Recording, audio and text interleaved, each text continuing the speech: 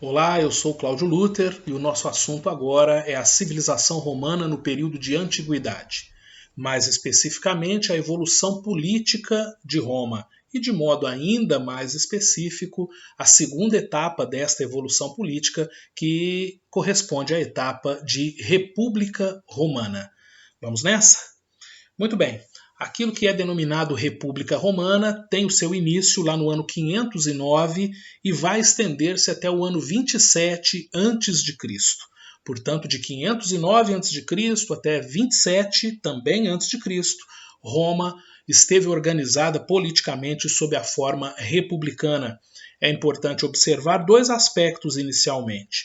Primeiro deles, o fato de que essa república surge como desdobramento de um golpe. Ela é resultado do golpe aplicado pelos patrícios, golpe que destituiu Tarquínio o Soberbo ali no ano 509, encerrando a monarquia, dando início à república. Segundo aspecto importante a ser observado é que ao longo do período quem dá as cartas do jogo politicamente falando é o próprio Senado. Roma não terá mais aquela figura do monarca. O que nós teremos é o Senado escolhendo uma figura para exercer o papel executivo, escolhendo uma figura para exercer a função de gestão propriamente dita sobre o Estado romano. A partir então do ano 509, Roma está sob o comando do Senado e o Senado é composto por patrícios. Uma vez compreendido isso, vamos olhar para aquilo que era a estrutura político-administrativa de Roma para que a gente compreenda como as coisas caminharam ao longo do período. Primeiro, como eu disse a vocês, é o Senado quem vai fazer a escolha daquele que exercerá a função executiva. E a figura que exerceu a função executiva foi justamente a figura de um magistrado. Escolhido, eleito pelo Senado, o magistrado exercia toda a função de poder executivo. Portanto, a responsabilidade administrativa sobre Roma, ela era lançada sobre a figura de um magistrado.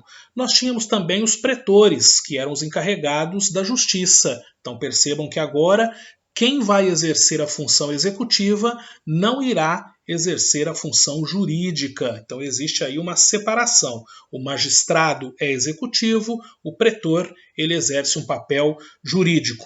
Tínhamos também os questores, que eram encarregados da arrecadação dos impostos e também auxiliavam na aplicação destes recursos tributários arrecadados, e é válido observar que quanto mais Roma crescia, quanto maior o seu volume populacional, quanto maiores as suas conquistas, e nós iremos falar delas daqui a pouco, mais Roma tinha a oportunidade de arrecadar impostos. Portanto, essa figura, a figura do questor, era uma figura consideravelmente importante, estratégica, decisiva dentro do quadro político-econômico da civilização romana no período de antiguidade. Tínhamos também a figura do Pontifex Maximus, que era o encarregado da religiosidade, portanto era ele quem exercia a função de sumo sacerdote. É importante lembrar que essa função havia sido exercida pelos reis, agora não temos reis, portanto o Senado escolhe alguém para comandar a religiosidade romana, nesse momento histórico ainda politeísta, tradicionalmente, tipicamente politeísta. A partir de um determinado momento, passamos a ter o tríbuno da plebe, que era um advogado do povo, um representante da coletividade, um defensor dos interesses da grande massa populacional romana. Roma tinha muito mais plebe do que clientela, muito mais plebe do que patriciado. Sabe? Então é importante observar que num determinado momento torna-se necessária a instituição de um órgão, de uma figura que representasse os interesses dessa grande camada que era a camada plebeia. E em tempos de guerra, quando necessário, o Senado romano elegia a figura de um ditador. O ditador era eleito para ocupar o cargo durante 6 meses, podendo ser eleito, e isso só acontecia em tempos de guerra, justamente porque era necessário ali centralizar as decisões e entendia-se ser importante ter a figura de um ditador comandando então a tomada das mais importantes decisões entre os romanos nesse momento republicano da história romana. É válido também levar em consideração que esse período de república ele é um período marcado por conflitos entre patrícios e plebeus. Eu fiz referência agora há pouco ao fato de que a camada plebeia ela era consideravelmente mais volumosa do que a camada patrícia. Isso é tradicional na história, né? As camadas que estão na base das pirâmides sociais elas são sempre muito mais volumosas. E num determinado momento, essa camada plebeia, além de volumosa, ela está consideravelmente empobrecida. E ela tendo suas necessidades, ela parte para a reivindicação, ela parte para a busca por alguma coisa que amenize a condição de pobreza e as suas necessidades. É justamente por conta disso que nós teremos, ao longo de todo o período republicano, e depois até no período imperial, um significativo atrito entre patrícios e plebeus. E o período também é marcado pelo expansionismo romano. Roma chegou à condição de cidade-estado e, a partir de um determinado momento, passa a conquistar outras comunidades ali na Península Itálica. Então percebam que dentro da própria Península Itálica, Roma amplia os seus domínios. Roma vai conquistando outras localidades, vai acumulando poder, controle sobre essas localidades, cobrando impostos, tendo acesso à matéria-prima, oportunidade de comércio, exploração de mão de obra escrava. E este é um ponto decisivo dentro da República, porque quanto mais Roma conquistava, quanto mais Roma tinha a oportunidade de ter escravos, menos oportunidade de trabalho assalariado era apresentada aos plebeus. Mais desigual tornava-se a luta, a disputa econômica entre clientes e patrícios. Afinal de contas, o Senado era composto por patrícios, automaticamente a mão de obra escrava que vinha para Roma era direcionada para o patriciado, não para a clientela, jamais para os plebeus. Então percebam que os patrícios prosperam consideravelmente, porque são latifundiários, porque têm a posse sobre as melhores terras, porque têm acesso à mão de obra escrava e não precisam gastar com o pagamento de mão de obra contratada. E isso acaba provocando um êxodo rural. Muitos clientes vendem suas propriedades, acreditam ser melhor viver em uma localidade como a própria cidade de Roma. Roma vai experimentando então um inchaço populacional, um crescimento muito rápido, muito acelerado, crescimento que não foi acompanhado de uma infraestruturação de Roma, portanto faltava moradia, saneamento, faltava segurança, faltava oportunidade de trabalho. A quantidade de pessoas morando na rua, vivendo nas ruas de Roma, era algo impressionante durante o período republicano. E isso fazia com que uma série de doenças se proliferasse, isso fazia com que não existisse muita segurança. A camada patrícia era rica, mas nem sempre desfrutava com tranquilidade dessa sua riqueza, justamente por temer as ações da camada plebeia. É nesse contexto que nós temos então as lutas civis. Cada vez mais a camada plebeia reivindica, cada vez mais ela busca algum tipo de mecanismo, de lei que melhore a sua condição econômica dentro do contexto.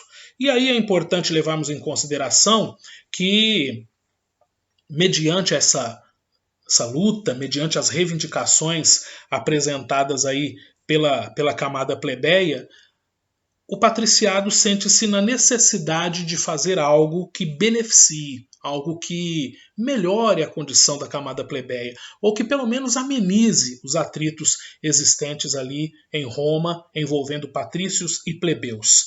É justamente por isso que nós tivemos a elaboração da Lei das 12 Tábuas.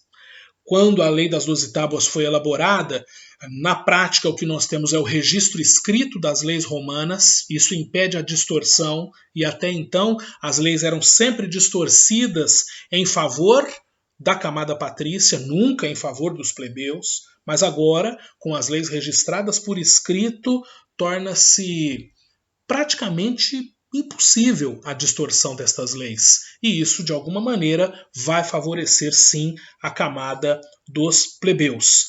Tivemos a aprovação da Lei Canuleia, que permitiu o casamento entre patrícios e plebeus coisa que até então não era permitida, historicamente isso não existia em Roma. A partir de agora torna-se possível o casamento entre alguém da camada patrícia com alguém da camada plebeia. Isso então já abre ali uma possibilidade para uma mobilidade social, para uma ascensão social de um plebeu.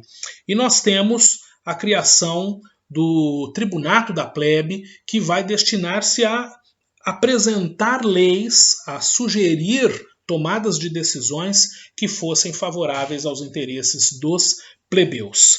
Além destas, outras leis foram elaboradas e foram amenizando de alguma forma, ou pelo menos contornando boa parte dos problemas civis, sociais existentes em Roma. Neste período, como eu já disse, Roma experimentava um processo de expansão, e essa expansão ela nunca foi tranquila, muito pelo contrário, esteve sempre acompanhada de conflitos militares. Afinal de contas, toda e qualquer região que estivesse sob a iminente conquista romana resistia a essa conquista, né? A grande maioria dos povos resistiam, então era natural a ocorrência de guerras. Automaticamente, o exército romano vai ganhando corpo, vai tornando-se um exército cada vez maior, melhor treinado, um exército cada vez melhor organizado para alcançar os objetivos que tinha, e o maior deles era sempre o objetivo da conquista. Quando nós estávamos no ano 275 a.C., portanto, dentro deste período de república, nós temos a conquista completa dos romanos sobre a Península Itálica. E a partir dali, os romanos almejam conquistar outras regiões. E é justamente pelo desejo de conquistar outras regiões que nós tivemos aquilo que ficou conhecido como Conjunto das Guerras Púnicas, um quadro de guerras travadas entre Roma e Cartago, uma importante civilização do norte do continente africano, uma civilização já com características imperiais, muito bem organizada, militarizada. Entre 264 e 146 a.C., nós temos então a ocorrência das Guerras Púnicas. É justamente aí que os romanos conseguem derrotar os cartagineses e passam a exercer controle sobre boa parte da orla do mar Mediterrâneo. Controlam, portanto, a Península Itálica e controlam regiões da orla do mar Mediterrâneo. E quando fazemos referência a isso, logo vem à nossa mente a expressão que tornou-se habitualmente usada pelos romanos, fazendo referência ao Mediterrâneo, Mare Nostrum, ou Nosso Mar. Os romanos, inclusive, de modo bem arrogante, costumavam dizer que o Mediterrâneo era um lago romano. É como se os romanos dissessem o seguinte: olha, conquistamos isso tudo, mas isso ainda não é tudo. Ainda conquistaremos muito mais, como de fato acabaram conquistando. O fato dos romanos terem controlado, assumido o controle sobre toda essa orla do Mediterrâneo, deu aos romanos a oportunidade de exploração de mão de obra escrava em escalas cada vez maiores, acesso à matéria-prima, fosse ela mineral, vegetal ou animal, cobrança de impostos, muitas oportunidades comerciais. O comércio romano diversifica-se consideravelmente, porque nós estamos falando de regiões aí que correspondem à Palestina, à Ásia Menor, ao norte da África. Portanto, os romanos prosperam consideravelmente de modo econômico ao longo deste período. Temos o desenvolvimento do comércio originando a classe dos homens novos, que prosperaram justamente por conta das atividades comerciais. Não eram necessariamente proprietários de terra, mas tinham um poder econômico justamente por conta do comércio praticado. A concentração fundiária, cada vez mais os patrícios compravam terras dos clientes e iam acumulando a propriedade sobre todas essas terras. E isso, volto a dizer, estimulava o êxodo rural, fazendo com que muitos clientes buscassem uma melhor oportunidade na cidade de Roma. Eles acabavam caindo para a camada plebeia. Acabavam experimentando então um empobrecimento e eram inseridos naquele quadro típico da camada plebeia. Entre os tribunos da plebe, nós tivemos dois irmãos responsáveis por sugerir algumas leis que talvez pudessem amenizar aí a crise social romana. Tivemos os irmãos Tibério e Caio Graco. Tibério Graco sugerindo uma reforma agrária, Caio Graco propondo, além da reforma agrária, uma política de auxílio do governo às camadas populares, distribuindo trigo à população carente. As duas propostas foram rejeitadas. Tibério Graco foi inclusive assassinado por uma conspiração do Senado. O Caio Graco, imaginando que seria também assassinado, ordenou que um escravo lhe tirasse a vida, mas Roma percebeu, o Senado percebeu que algo precisava ser feito, afinal de contas, a crise tornava-se cada vez mais grave, cada vez mais preocupante e era necessário agir rapidamente. É justamente por conta disso que Roma vai, inclusive, nomear ditadores. Nós tivemos as ditaduras de Mário e Sila. Infelizmente, o problema não foi resolvido. Em vários aspectos, a situação torna-se ainda pior do que já era e Roma faz a opção pelos governos triunviratos. Tivemos no primeiro governo triunvirato Júlio César, Pompeu e Crasso. É importante observar que Júlio César é a figura de destaque desse primeiro triunvirato. Ele não é o responsável por encerrar a República e estabelecer o Império, mas já governou com características imperiais. Acabou sendo assassinado por uma conspiração do Senado, em virtude da grande força que ia acumulando e em virtude da admiração que tinha dos militares e de boa parte da população. Inclusive, na conspiração, quem participa é o filho adotivo de Júlio César, Brutus, e o segundo governo triunvirato é composto por Marco Antônio, Lépido e Otávio. A figura de maior destaque aqui é a figura de Otávio, que depois torna-se Otávio Augusto, justamente porque era habilidoso no aspecto militar, habilidoso na articulação política, e foi ele o responsável por fechar o Senado temporariamente, ou seja, subjugar o Senado às suas regras, às suas leis, e auto-intitular-se príncipe, auto-intitular-se a figura maior da política romana, ou seja, a figura de um imperador. Portanto, é Otávio, quem depois torna-se Otávio Augusto, o responsável por encerrar a República e dar início àquilo que ficou identificado como Império Romano. Ou seja, durante a República, crescimento econômico, expansão territorial, liderança política dos patrícios, tudo isso sendo acompanhado de uma crise social que culmina na atuação dos ditadores, dos dois governos triunviratos e traz como resultado final a proclamação do Império Romano, a aplicação de um golpe que encerra a República e dá início ao Império de Roma. Por enquanto é isso. Muito obrigado pela atenção. Fiquem em paz e até a próxima.